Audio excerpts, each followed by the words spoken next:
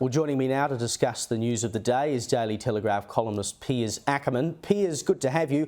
What's your reaction to, well, I was going to use a word starting with S and ending in show there, but disaster that has been the Com Games in Victoria, particularly now that we know they'd called the lawyers in basically at the same time as they were saying, yeah, nothing to see here, all good.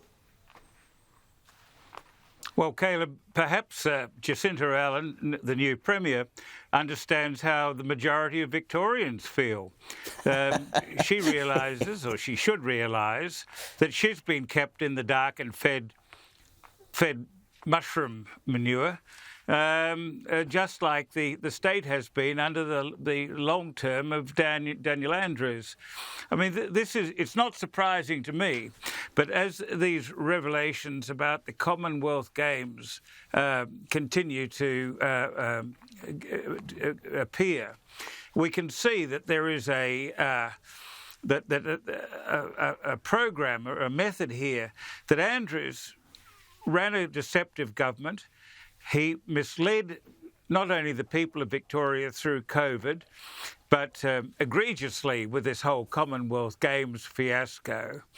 And he's totally misled his members of the closest members of his own cabinet, including the two ministers who were responsible for the games, but lying about why they had to take the games on, and then lying about the cost of the games. It was all a huge sweetener for that election, as you mentioned. Indeed, and particularly in the regions, which is exactly what they wanted. That's what he wanted. I mean, he was chasing those exactly. Regional votes, and he got what he wanted. He got an extra seat in Victoria.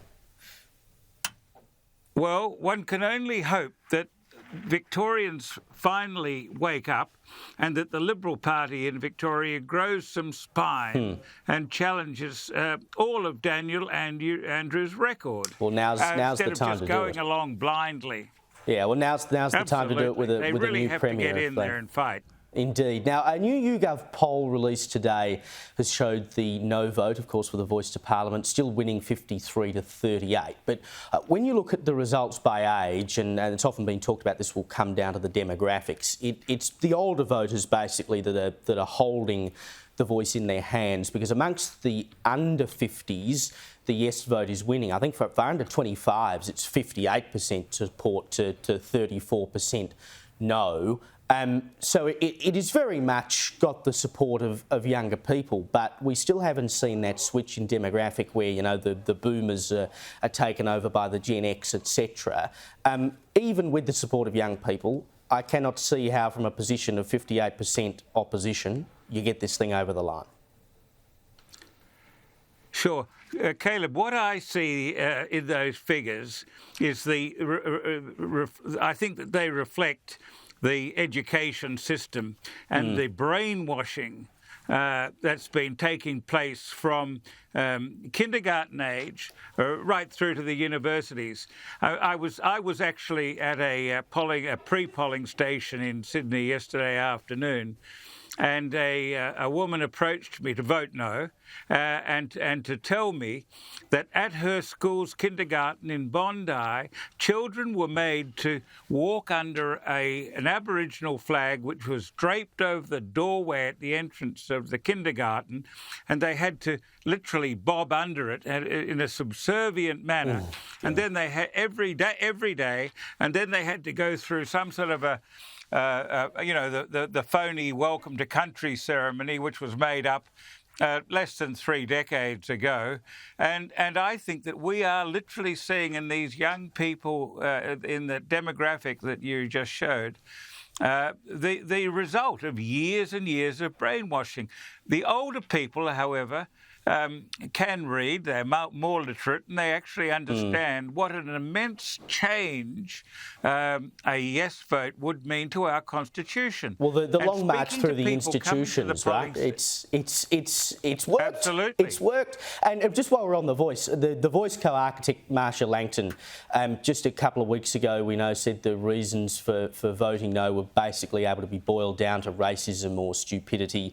Now she's put her foot in it again this week because because she and fellow co-architect of The Voice, Tom Calma, have come out and said that Aboriginal and Torres Strait Islander people are experiencing high levels of racism because, quote unquote, the referendum process taps into a deep well of historical racism that originated on the Australian frontier when Indigenous peoples were violently dispossessed from their lands by the English. And then you have this clip today that's emerged of TV star Ray Martin. I showed a little bit of it before, at a Yes rally in Sydney, and he certainly didn't mince his words. Take a look. If you don't know, find out what you don't know.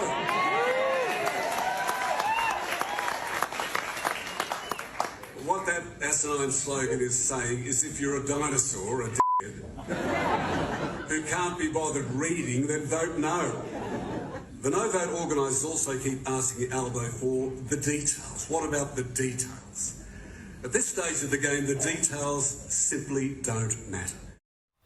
You know, oh, dickheads, ha, ha, ha. I mean, every time they do this stuff, they just shoot themselves in the foot. Have they not worked out yet that abusing people is not going to change one solitary vote? Well, let me say this, Caleb. I read the Yes campaign's literature when I was standing in the sun yesterday, and nowhere does it mention the second part of the deceptive question that voters are going to be asked to say yes or no to. Nowhere there does it talk about the representation to government. It only talks about the recognition in the Constitution without mentioning the huge impact of what opening a new chapter in the Constitution based on solely on race will mean to all Australians. This is not just a change in the Constitution to affect Indigenous Australians in terms of closing the gap. This alteration of the Constitution will affect every viewer, no matter what their heritage is. And what makes an absolute mockery of these claims about racism is the last census, which showed that of all people identifying as Indigenous in that 2021 census, 80.1% were in a partnership or a marriage with a non-Indigenous partner. Now, you tell me how racist Australians are when, or does this mean that Indigenous people like Marcia Langton and Tom Calma, Noel Pearson, are all sleeping with the enemy? Look, you know, I don't think we are a racist country. I know a lot of people like to say we are, but I don't think we are. Piers Akerman, thank you for joining me tonight.